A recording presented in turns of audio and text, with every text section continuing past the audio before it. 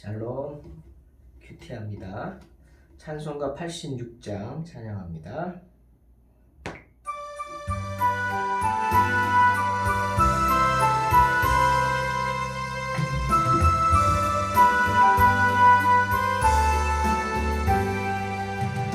내가 늘 의지하는 예수, 나의 상처 입은 심령을 불쌍하게 여기서 위로하여 주시니 미쁘신 나의 좋은 친구. 내가 의지하는 예수, 나의 사모하는 친구.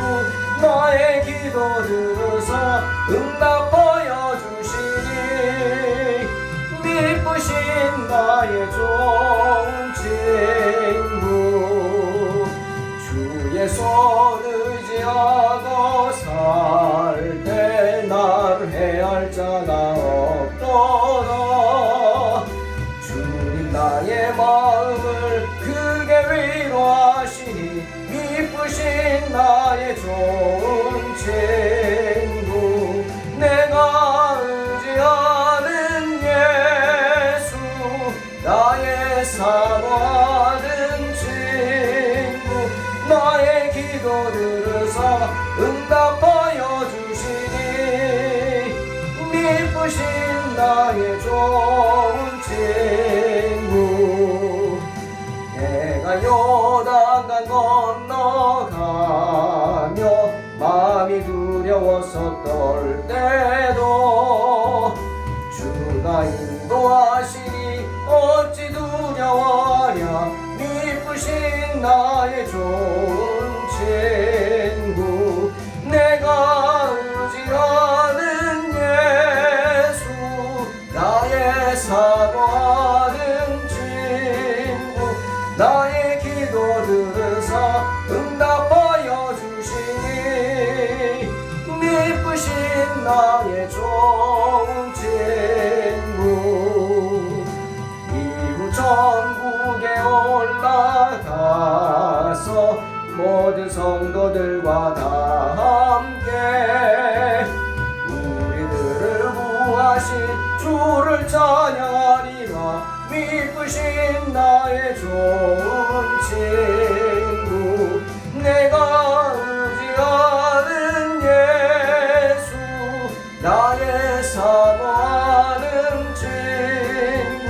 나의 기도 들으사 응답하여 주시니 미쁘신 나의 좋은 친구.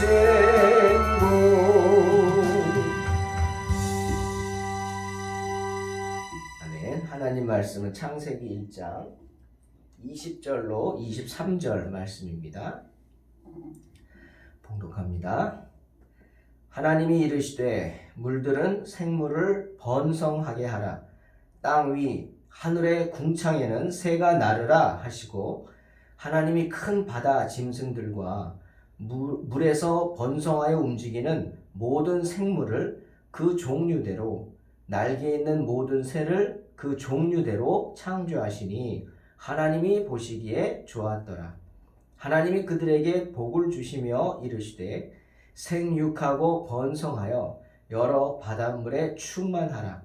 새들도 땅에 번성하라 하시니라. 저녁이 되고 아침이 되니 이는 다섯째 날이니라. 아멘. 창조의 다섯째 날입니다. 창조의 다섯째 날 하나님은 이 세상의 모든 생물들을 창조하십니다. 첫째 날, 둘째 날, 셋째 날, 넷째 날까지 이 세상을 창조하시고 준비하시고 살 수 있게 하신 후에 생물을 창조하시는 거죠. 제가 물고기 키우는 것을 좋아해서 지금은 아니지만 오래 키웠습니다. 그런데 수족관 안에 좋아하는 물고기를 사다가 넣어야 되죠. 그냥 집어넣지 않습니다. 그냥 집어넣으면 죽죠. 먼저 수족관에 물고기를 집어넣기 전에 한 일주일 전부터 수족관을 깨끗이 청소하고 물을 받아 넣습니다. 그리고 약도 좀 타고 중화제도 이렇게 좀 정화시키는 물도 넣고 그렇게 한 후에 일주일간을 미생물도 집어넣어서 너무 깨끗하면 생물이 못 살죠. 살 수 있는 분위기를 한 일주일 정도 만들어 놓습니다. 그 후에 물고기를 사다가 봉지채 이제 사갖고 오죠. 그냥 풀어놓으면 안 됩니다. 또 놀라서 죽잖아요. 그래서 봉지채 물에 담궈서 몇 시간 놔둡니다. 온도에 민감하죠. 그 다음에 풀어넣습니다. 그러면 죽지 않고 잘 삽니다. 그렇지 않고 그냥 집어넣으면 물고기들이 다음 날이면 다 죽어서 둥둥 떠 있죠.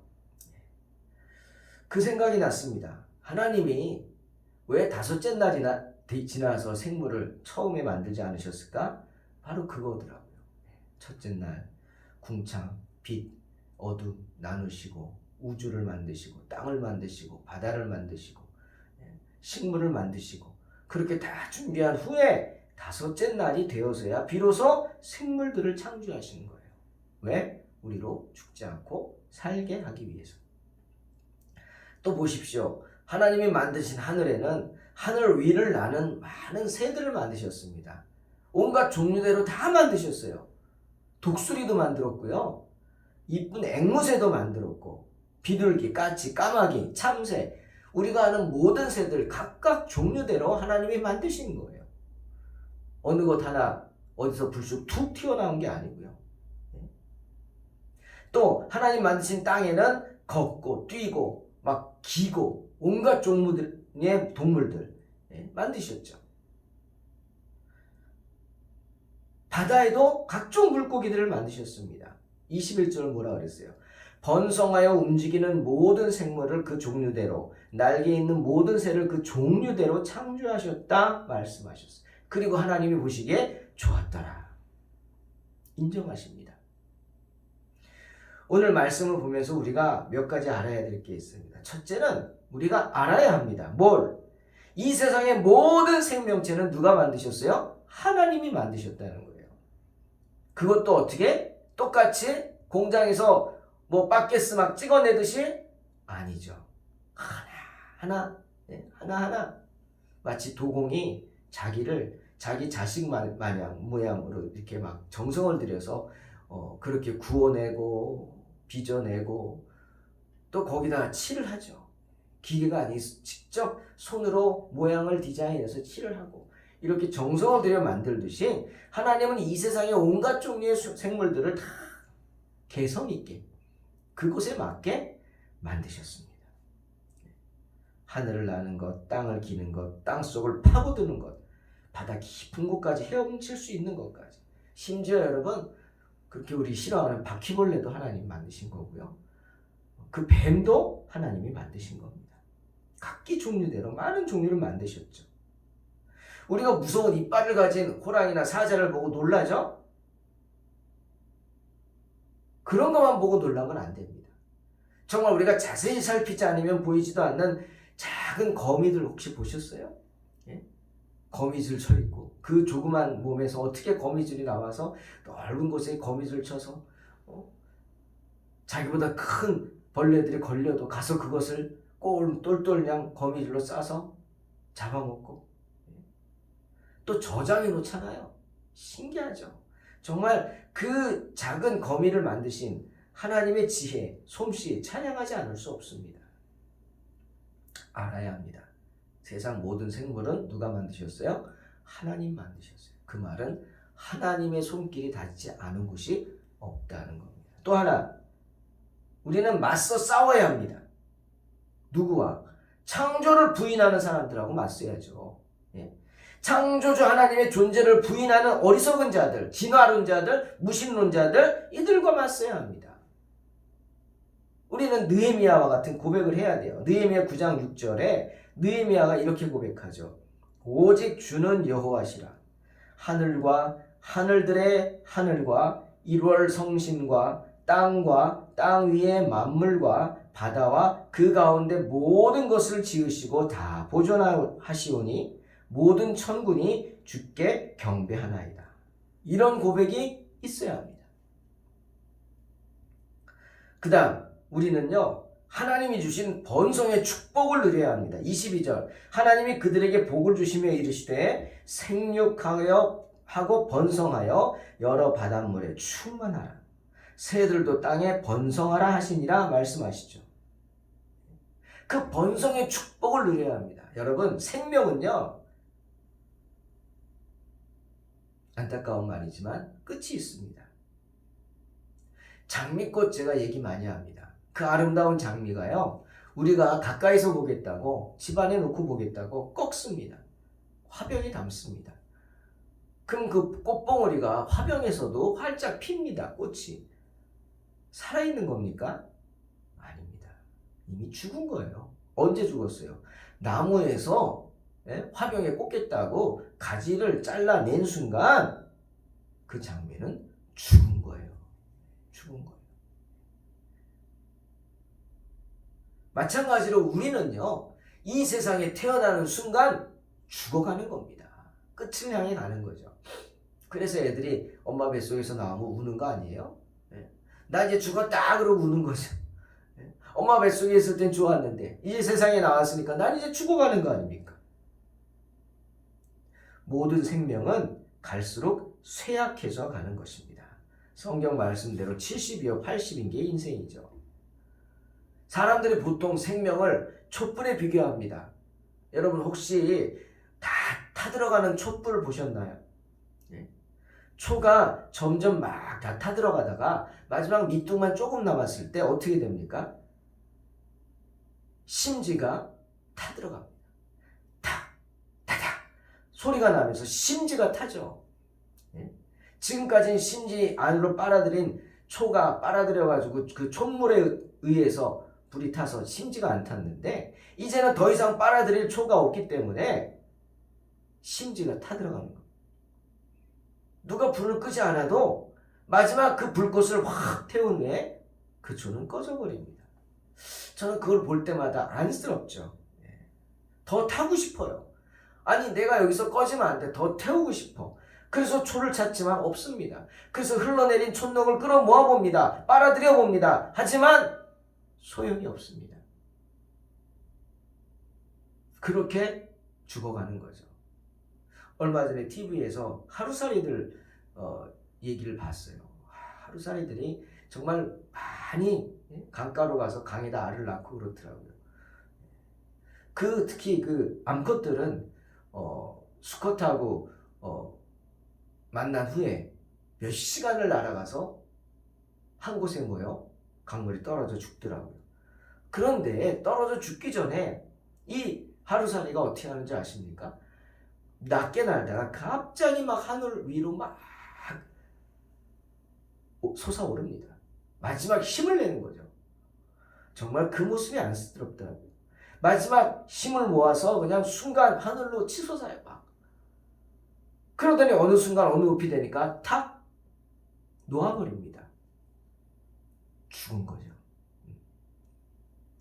그럼 그 몸은 빙글빙글 떨어져서 마침내 강에 떨어지게 됩니다. 참 그걸 보면서 저렇게 살고 싶어서 발버둥 치다가 가는 것이 생명이구나 그런 생각을 해봤습니다. 우리도 마찬가지죠. 그 생명을 유지시켜주는 분이 누굽니까? 그 생명을 지켜주시는 분이 누구죠? 하나님이십니다. 이 세상에서 생육하게 하시고 이 세상에서 번성하게 하시는 분이 하나님이시고 그 번성의 축복을 누리라고 우리에게 말씀하시죠. 사도 요한이 말하죠. 흔히 삼박자 축복이라고 하는 거. 요한일서 2장, 요한3서 1장 2절. 사랑하는 자여 내 영혼이 잘됨 같이 내가 범사에 잘되고 강건하기를 내가 간구한다. 이게 삼박자 축복이래요. 내 영혼이 잘됨 같이 범사가 잘되고 강건한 축복. 근데 여러분 이 강건한 축복을 우리가 받아야 합니다. 그게 뭡니까? 진짜 너무너무 고생을 했기 때문에 내가 소원이 돈 많이 벌어서 펑펑 쓰다 죽는 게 소원이다.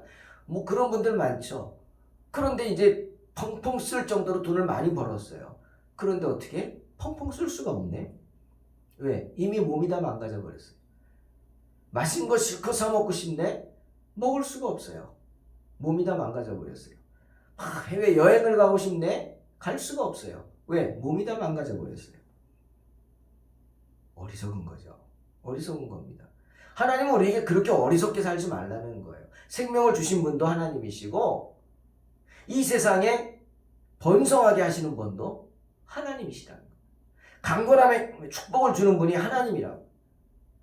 영혼의 축복을 받은 사람은 그 영혼이 잘된 같이 범사도 잘 되지만 그 잘된 범사를 누리는 강건함의 축복을 얻는다는 거예요. 그 사실을 알아야 됩니다. 사랑하는 성도 여러분, 우리로 살게 하시고 그 삶을 유지케 하시고 주신 복을 누리게 하시는 분이 누구요?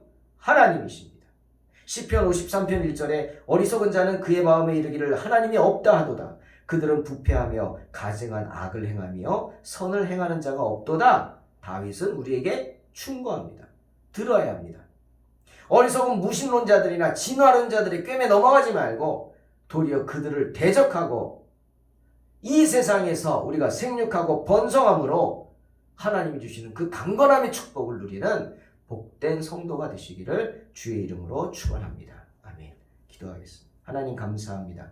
창조의 다섯째 날 모든 만물 생명을 만드신 주님, 정말 그 생명의 창조자, 그 아름다운 생명들을 보면서 하나님을 찬양할 수 있는 성도들이 되게 하시고 주님 주신 그 강건함의 축복을 누리는 복된 성도들이 되게 하여 주시옵소서. 예수님의 이름으로 기도하옵나이다. 아멘.